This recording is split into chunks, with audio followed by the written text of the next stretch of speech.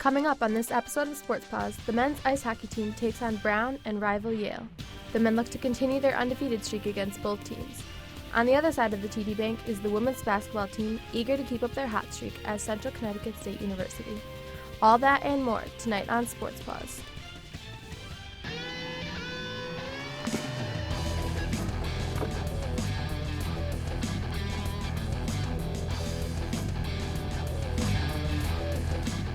Good evening and welcome to Sports Paws. I'm Camille Bova and alongside me is Carolyn Fales. Tonight, history is being made. And we're not talking about the Super Bowl. This is Sports Paws' first show with two female anchors. Took long enough, didn't it, Camille? Absolutely. And we can all agree that the standards will be hard to meet after tonight's show. And as if that's not enough, we've had an incredible sports-packed week here at Quinnipiac. Both men's ice hockey and women's basketball are continuing their impressive seasons. That's right, Carolyn. The Bobcats skated their way to first place with a 1-1 tie against Brown. This extended Quinnipiac's undefeated streak to 18 games. The game was scoreless for the first 30 minutes due to the amazing efforts of both teams' goalies. Brown scored first, but the Bobcats' Connor Jones responded back within just 2 minutes. Kellen Jones put a shot on goal that was collected by his brother Connor. This was the third game in a row that Quinnipiac scooped up a power play goal. The following night, the Bobcats headed over to New Haven to take on the Yale Bulldogs. Yes, they did, Camille. It's no secret around this campus that the Quinnipiac and Yale rivalry is a big one. The two teams have met 14 times since the Bobcats joined the ECAC in 2005. In those games, Quinnipiac boasts a record of 7-5-2. The Bobcats once again made the short trip to New Haven to face the Bulldogs.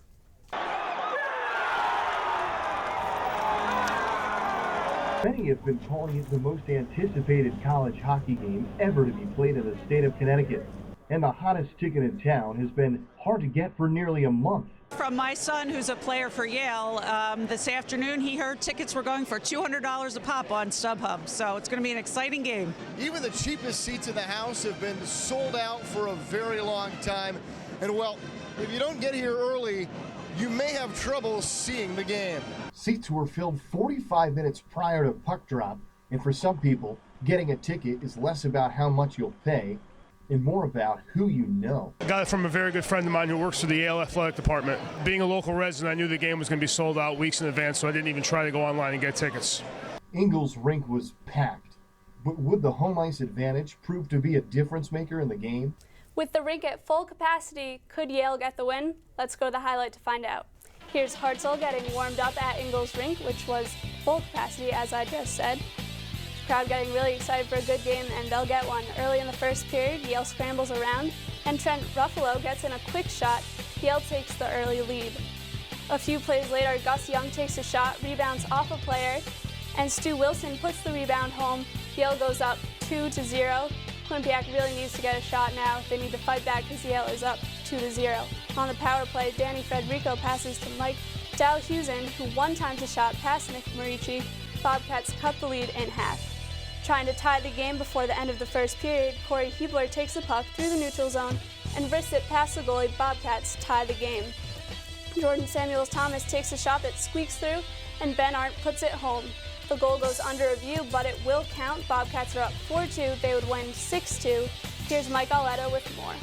Ingles rink was rocking early as the Yale Bulldogs started out with 2 goals early on in the first period, but the Quinnipiac Bobcats came back quickly and responded with 2 goals of their own in the first period and ended up scoring 6 unanswered goals to win the game 6-2. Bobcats have now extended their unbeaten streak to 19 games. Reporting from Ingles rink in New Haven, Mike Auletta, Sports Paws. We now bring in 2 of our hockey analysts, Nick Dench and Colin Babcock, to discuss the incredible Quinnipiac unbeaten streak. First, tell us who you feel has been the most valuable player to the Bobcats during the streak besides Eric Hartzell. Well, Colin, I think I'm going to start off with this one. I'm going to have to go with Mike Dalhusen, defender. Don't really expect too many points out of him. He's got 8 goals and 4 assists this season, and 2 of those goals are huge reasons why they sparked comebacks on 2-0 deficits to both Union and Yale. No, you're right about that, Nick. Dalhusen has been huge this year. But I'm going to go with Jeremy Langlois. He's always consistent for the Bobcats, leads the team with 25 points, 11 goals, 14 assists, but that's not even the most important stat. He's got a plus-minus of 18. That means when he's on the ice, the Bobcats are getting the job done. Now, tell us who you feel has been the most surprising player during the streak.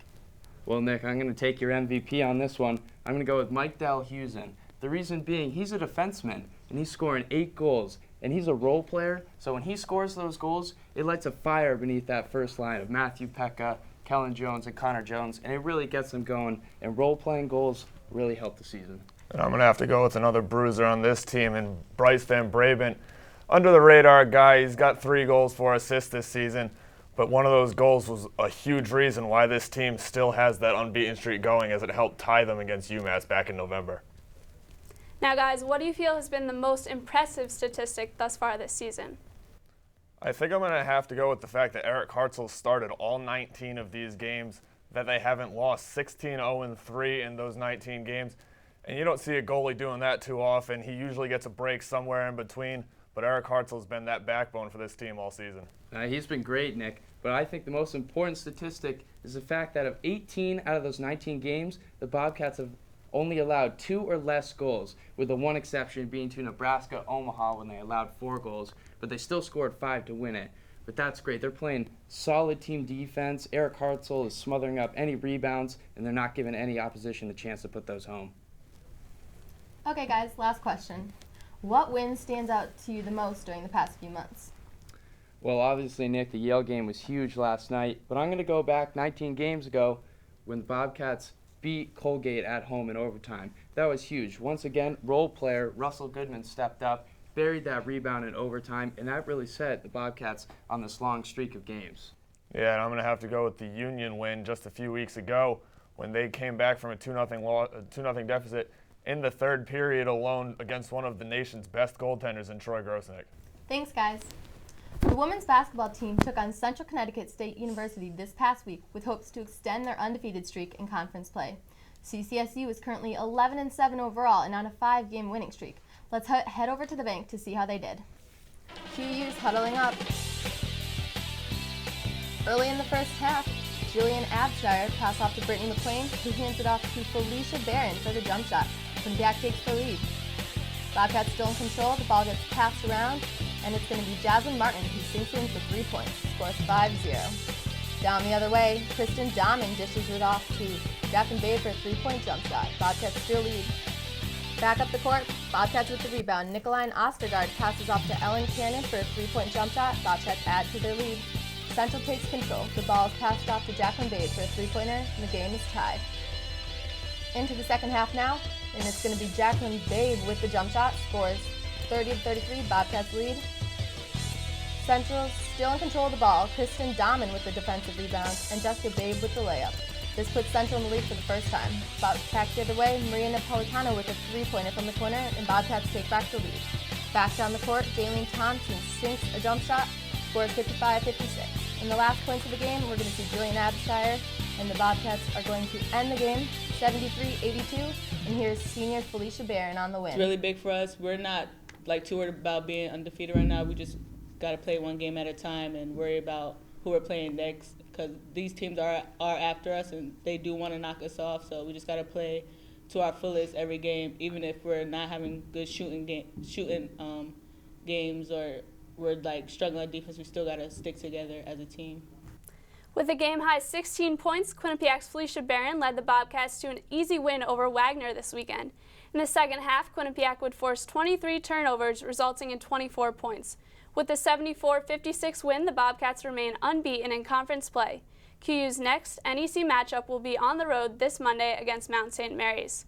Coming up, our own John Alba will give us a closer look at the women's basketball squad. We'll also recap women's ice hockey team as they had their first home games of the new semester this past weekend. Keep it here on Sports Paws.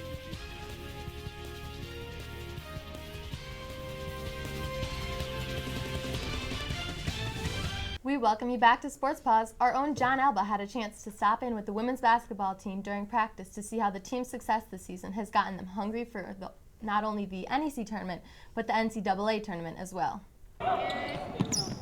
They're 18-2.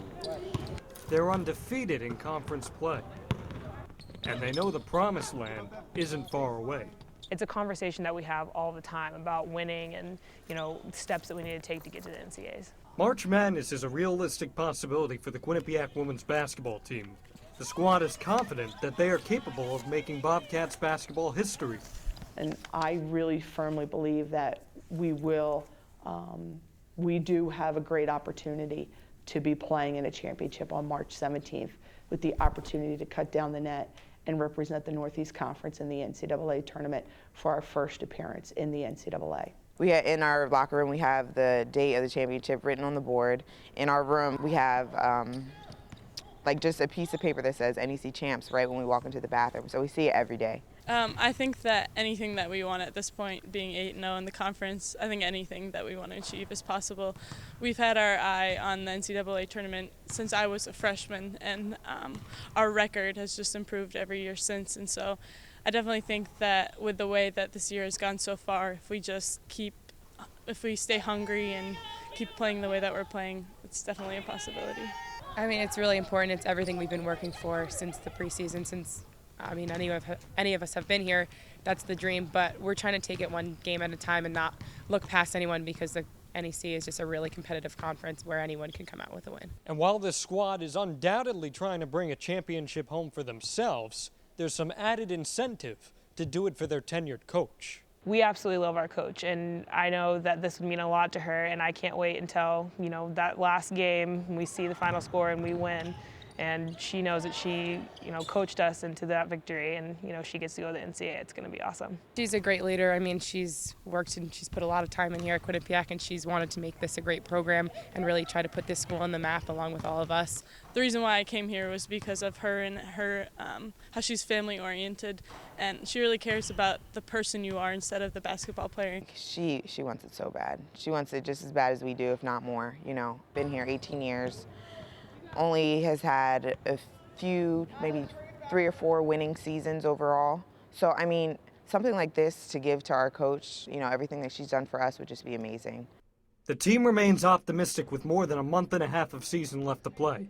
But the question remains on so many Bobcats fans' minds. Will there be dancing in Hamden? You can guarantee it. You can guarantee it. John Alba, Sports Paws. Thanks, John, for that pack. The women's hockey team started this weekend 5th in ECAC play. The Bobcats made their return to High Point Solutions Arena after playing on the road most of December and all of January. Quinnipiac would begin its weekend against Brown University. Could the Bobcats impress on their first home game of 2013? Let's find out. Here's Babstock passing the puck during warm-ups, getting ready. And on the Brown side, junior goaltender Aubrey Moore gets ready for the game as well. Early in the first period, the Bobcats get on board. The initial 2-on-1 is stopped, but Nicole Connery pokes the rebound home. Hughes up 1-0. This assist goes to Amanda Collin and Brittany Lyons. Now 2 minutes later, Bobcats on the 2-on-1. Brittany Lyons picks up the loose puck and feeds Nicole Connery for the score. This is Connery's second goal of the game. Quinnipiac with the early lead, looking to go forward on that momentum. Now 2 minutes into the second period, Nicole Costa enters the offensive zone and hits a streaking Babstock, who deflects it home. Bobcats lead 4-0. It's Babstock's second goal of the game. But there was a reason Brown was held scoreless, and that reason was Victoria Vigilante. Here you can see she stops the puck. And now in the second period, you can see that she does as well, stopping again one of her 12 saves on the night. Quinnipiac would hold on for a 5-0 victory. Here's Colin Babcock with more. The Quinnipiac University women's ice hockey team hit the ice Friday night against the Brown Bears. They got off to a hot start with Nicole Connery scoring the team's first 2 goals early on. Then Kelly Babstock decided to get in on the action and scored a late one in the first. Babstock then added her second goal of the game in the second period. Early on in the third period, then Felicia Vuig added a goal, and that sealed it for the Bobcats. Victoria Vigilante picking up the shutout as the final score was 5-0. The Bobcats played very disciplined all night long, and they stayed out of the penalty box. From the High Point Solutions Arena, I'm Colin Babcock, Sports Paws. The women's ice hockey team returned back to the bank to take on the Yale Bulldogs for the first time this season. The Bulldogs have had a shaky start to their season with a 3-10-1 record in conference play. The Bobcats have been the favorite in this matchup since the 2010 season. Let's see how they did. Quinnipiac's women's ice hockey team lined up for the national anthem. And Yale strikes first with Lynn Kennedy center feeds to Hannah Astrom and shoots a pass to Chelsea Ladden for the goal. Yale's up 1-0. Bulldogs score again. Chelsea Ladden saves a shot from Paige Decker, but Patricia Magali scores on the rebound. Ladin pulled for Victoria Vigilante. Bulldogs up 2-0. Quinnipiac finally scores in the third period. Erika Uden Johansson takes a shot, but saved by Jamie Leanoff. Uden Johansson scores on the rebound. 28 seconds left in the game. Kelly Babstock passes to Sydney Roosler for the goal. Tie game, both teams can't score in overtime, so the game ends 2-2. Here's Rick Seeley after the game. I mean, we didn't show up. We were flat. It was a critical game. I mean, St. Lawrence took care of business. It could be the difference in playing home or playing on the road in the playoffs. You know, and we make that trip to the North Country in 2 weeks, and you know, now where it looked like we had the favorable schedule, that's all changed, and we might be going up there twice in 2 weeks. We were throwing the puck to the net a little more than we did earlier in the game. We were trying to be too cute, but you know, we threw the puck to the net and got a couple goals. You know, it's a basic game, and we complicated it today. It's time for another break here on Sports Paws, but when we return, we will update and break down the week that was Quinnipiac men's basketball, and our own Mark Splain will be joined by 4 of Quinnipiac's brightest hockey minds to discuss the amazing season the men's team continues to have. Stay with us. Welcome back to Sports Paws. The Quinnipiac men's basketball team played 2 games this week. The first at Mount St. Mary's, the Mount held the Bobcats early on with strong defense. Quinnipiac's Usman Jame was 1 point shy of a 20-point, 20-rebound performance, but that effort wasn't enough for QU. They fell to the Mount with a close score of 77-73. The Bobcats traveled to Wagner next. Not only did QU have strong rebounding, but 5 Bobcats also scored in double digits. Wagner cut their deficit in the second half with strong defense, but wouldn't be able to come back, and Quinnipiac came away with a 74-69 win. QU improves to 5-5 in NEC play and will return home to play Monmouth this Thursday. Let's go to our analyst Giovanni Mio up at Lender Court to hear his take on the week that was in men's basketball. After beating Wagner Saturday afternoon, the Bobcats are now 5-5 in the Northeast Conference. But the question is, can the men's basketball team clinch an NEC berth, and would they be able to dance in March? Well, if they want to get their dancing shoes ready, they have to focus on a few things first, and one that I'm currently standing on, the free throw line. Against Mount St. Mary's, the Bobcats went 50% from the line, including crucial misses at the end of regulation, while against Wagner, they shot 82% from the charity stripe. If they want to show they can dance, they have to show consistency. One more thing Quinnipiac should try and focus on is finding a primary scorer. Ever since James Johnson left the school, Quinnipiac has struggled to find somebody who can consistently put up 15 to 20 points a game. Now, the Bobcats might have seen a recent outburst from Shaq Shannon from beyond the arc, but you cannot live and die by the 3. And Ike has been very inconsistent as well.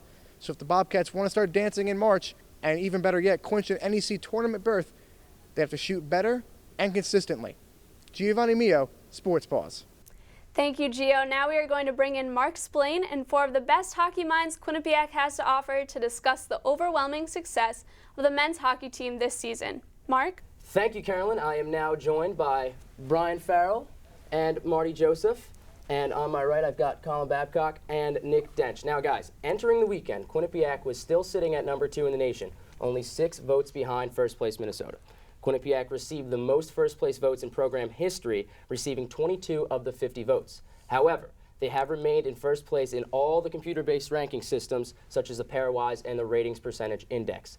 Now, after another unbeaten weekend and an absolute dismantling of number 8 Yale, do the Quinnipiac Bobcats finally deserve to be the number 1 team in the nation? Brian, we're going to start with you. I'm going to say no, not just yet. The tie at Brown, I want to say hurts their chances, but you saw for the Bobcats last week, they did not play. They gained 20 votes. So Minnesota doesn't play. Are they going to lose that many votes from not playing? Just in terms of what Quinnipiac did last week, I don't see Minnesota losing enough votes, Quinnipiac gaining enough votes, earning those from what they did against Brown on Friday. No doubt the win at Yale yesterday was just incredible to see for the Bobcats. To have that much scoring show up for the first time since the Clarkson-St. Lawrence weekend was really great to see for Quinnipiac. All right, Marty, what do you have to say about that? I'm going to have to disagree with him. I'm going to have to say it's finally the time that they're going to be the number 1 team. I mean, you can say what you want to say about the Brown game. I do agree that would be the one thing that would probably keep them from moving up to number 1. But last night, getting down by 2 goals early and still regroup and come back and score 6 in a row to beat Yale in that arena, I'm telling you, I was there last night with him, and it was noisy from the start to the finish. So, but like he said, the depth in scoring, 6 different goal scorers, everyone was involved in the offense. pretty much from the start of the second period on, it was all Quinnipiac for the rest of the game. So I think that game last night will be definitely enough to get them over to the number 1 spot. Okay, now what do you guys think? Nick, go ahead. Well, I think I'm going to have to agree with Brian on this one. I don't think it's quite the case yet that they are number 1. The Brown tie does hurt, but also you have to keep in mind that Yale's goalie, Jeff Malcolm, was hurt, so he did not play. They ran their second and third string goalies pulling after the second period. This team, definitely the depth is going to help them. I don't think they pull enough first-place votes from Minnesota to overtake them to be the number 1 seed. Colin? Well, Nick, I'm going to have to disagree with you and Brian, agreeing therefore with Marty. And I think that the reason the Bobcats didn't get the 1 seed was because they played the Yukon Huskies, and they're kind of a weak Atlantic team. But now this weekend, yes, they tied Brown, but it was an off night for the Bobcats, and having an off night and tying really isn't that bad. And then they go into Yale's barn and beat the number 8 team in the nation, just a powerhouse, and they really showed 6 goals last night. I think that they deserve the number 1 seed overall, Mark. Okay, now for you two guys who said that they don't deserve it just yet, what do they have to do in order to get it? I think you just have to keep continuing to win. You can't continue to tie poor teams. We're talking about RPI, we're talking about Brown, teams at the bottom of the ECAC. And in terms of beating Yale up like they did, that's the last team that they really have that they can gain some national exposure with. People out west still don't give Yale any credit from what they did 2 years ago, even though they did it back-to-back years. I think they got destroyed by BC in the NCAA tournament. So a lot of those voters out west still are those kind of people that kind of look down on Yale. So I think the only thing that you can do is win pretty much every game that you have a chance to win. So next weekend, when they head up to Colgate and Cornell, I think you have to sweep next weekend, and then you'll continue to move up. But until they get those wins, get rid of the ties against poor opponents. I mean, really splitting hairs. We're talking about ties instead of losses. There's nothing wrong with that, obviously, but still, they just got to keep winning games. Nick, would you agree with that? I do. I think the only acceptable ties they have left would be Yale, but I mean that's going to be a very difficult game for them to tie if they play the way they did this week. And Cornell at Cornell, it's a tough place to play, and also every other game they have to win if they want to get that number 1 seed. Okay, so now we all know the unbeaten streak is at 19 games in a row, dating all the way back to that November 6th loss to AIC that a few of you have mentioned. When will this run ever end, Marty? I'm going to say if it does end, I think it's going to be Friday night at Cornell. I mean, that's one of the toughest places in the ECAC to play. I'm sure Cornell has struggled this season. Really not the same team that they were last year when they went to the national tournament. But, I mean, it's getting later on in the season. Maybe it's time for some of these teams to turn it around. I mean, you may see Cornell try to get revenge for the loss down here. But I think if it doesn't come next weekend, then I mean, who knows? Maybe the Brown and the Yale weekend after, and a couple weeks after that. Nick? I think I'm going to have to agree with the Cornell game. It's up in North Country. It's always a tough place to play. Got to deal with that travel, and they're coming right out. And remember, this was a Cornell team that was number 4 in the country very early in the season, but they were number 4, so they have gained advantages through voters. They're a very strong team. They could hit another bump in the road with Quinnipiac, but if Quinnipiac plays poorly, they run into Cornell. Cornell can win that game. Talking to a lot of the guys this past week at the press conference last Monday, it's strange to say it, but they really don't think they're going to lose any more games for the rest of the year. And Eric Hartzell said 100% there's no reason that we should lose any more games as long as we play to the potential that we have. Zach Curry at the beginning of the year said, I don't see any reason we should lose a game this season. I mean, that was kind of bold. You haven't even started the season yet. But still, they have incredible confidence this year that I have not seen in the last couple of years, at least, for this team or any college hockey team that I can remember. Last question, guys. Let's say they don't lose the rest of the way throughout the regular season. They head into the ECAC playoffs, number 1 seed, hosting in the first round after that bye they're going to have, undefeated for the last, 27 games, I believe. Is that a good thing or a bad thing, Marty? I mean, it's got to be a good thing, but I mean, it is. They're gonna have a lot of pressure on them if they do. I mean, if that happens, it'll be March, and that'd be since October since they haven't lost. What do you guys think about that? I mean, it's always a good thing. You got all that confidence riding with you, but it's a bad thing because you have the other teams gunning for you. You cannot stress that enough. Brian? I mean, good teams are going to win. So if this is really a good team, I don't see any reason why they shouldn't be able to just keep rolling along. Marty, we talk about the 2009 Boston University team and what they did. Even look at Boston College the last couple of years, and if you look at those kind of teams, why can't Quinnipiac be that kind of team? Why can't they just roll through? I mean, if they have the mental toughness, I can't imagine they need to lose a game or have something like that to get them back on track. To have confidence where you think you can win every game and really believe it, you're not an earthly being. You're like off on some other planet. So I wouldn't want them to come back down to earth in that situation. Okay, guys, thanks a lot. Maybe do this again sometime soon? Yeah. Sure. No? Okay. Talk to my agent. Carolyn, back to you. And that finishes up an exciting week in Quinnipiac sports. For more information on how to get involved in Q30, check out our website at www.q30.org. And don't forget to follow us on Twitter at Q30sports. From all of us here at Sports Paws, I'm Camille Bova. And I'm Carolyn Fales. Have a good night, everyone.